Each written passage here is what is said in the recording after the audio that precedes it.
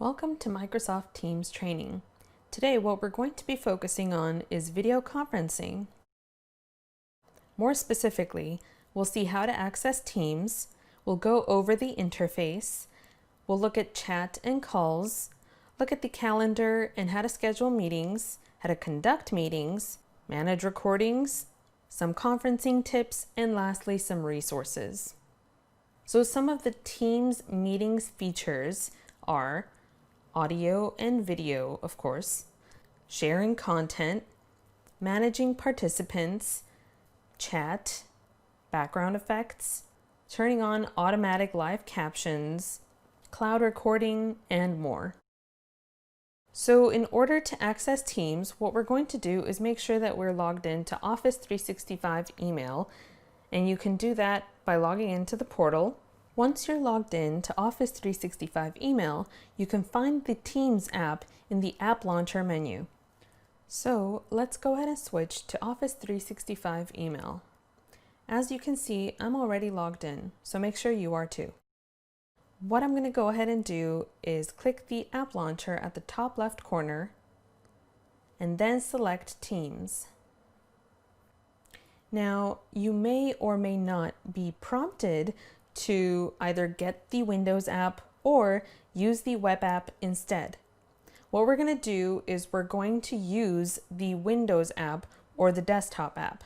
But before I do that, if you don't see the screen, if it takes you straight to Teams web app, I'll go ahead and switch.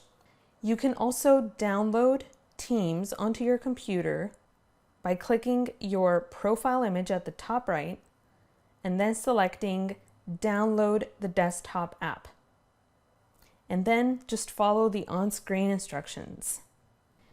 After you set up the desktop app, you will be prompted to sign in. Make sure you put in your full CalSTLA email address and then click Sign In.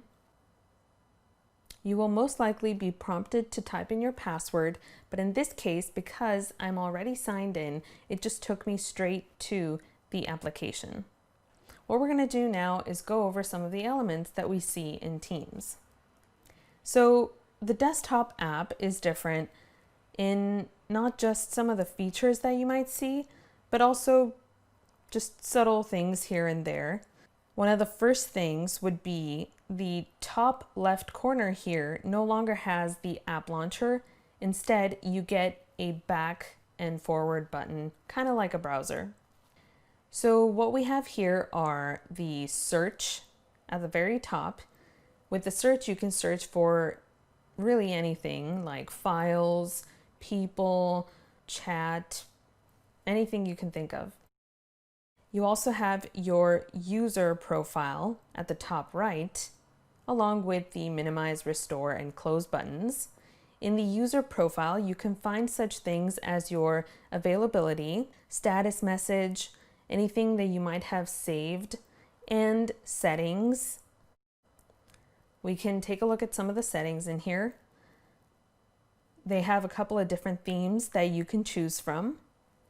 I personally like to work in the dark theme, but in this case, I'm going to leave it as default.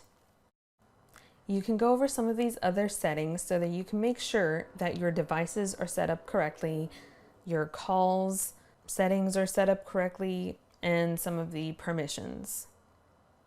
For now, we're going to close our settings dialog box. At the left app bar, or the navigation bar at the left, we have the activity area, which will show you a general activity of what you've been doing, as well as some general notifications that you might have gotten, such as a new chat or a new reaction to your chat. Next up, we have the chat section. The chat includes both your chat from meetings as well as individual chat that you might send to your colleagues. We also have teams, and right now I'm just in one team, but you can create additional teams if you'd like, or you might be invited to join additional teams. We also have the calendar section,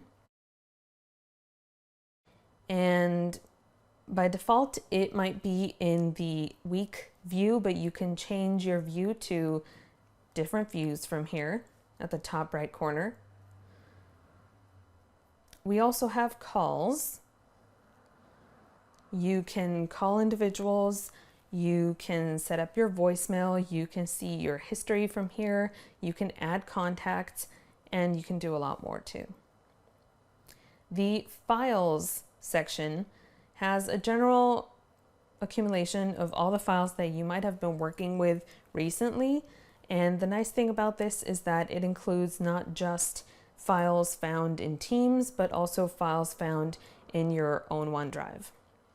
Other than the default apps, as they're called, so the Activity app, Chat app, Teams, Calendar, Calls, and Files app, there are more apps. So if you click the More Apps ellipses button, you can search for any kind of keyword that you might think of, or you can go by some of the most popular ones that they find users using. If you click one, it will be added to the left navigation here. So for example, if I wanted to use the planner, I can click planner and it would show me my planner. I don't have any tasks or anything set up here, so I won't see anything, but you can play around with all the options in here too. And if this app is something that you want to keep on your navigation bar or your app bar, then what you can do is right click on that app and click pin. Then if you switch over to another section, it'll still be there. We're going to go ahead and unpin the planner. Other really helpful apps that we have here are the help section. In help, you can find all the most recent topics, specific training, what's new, so on and so forth.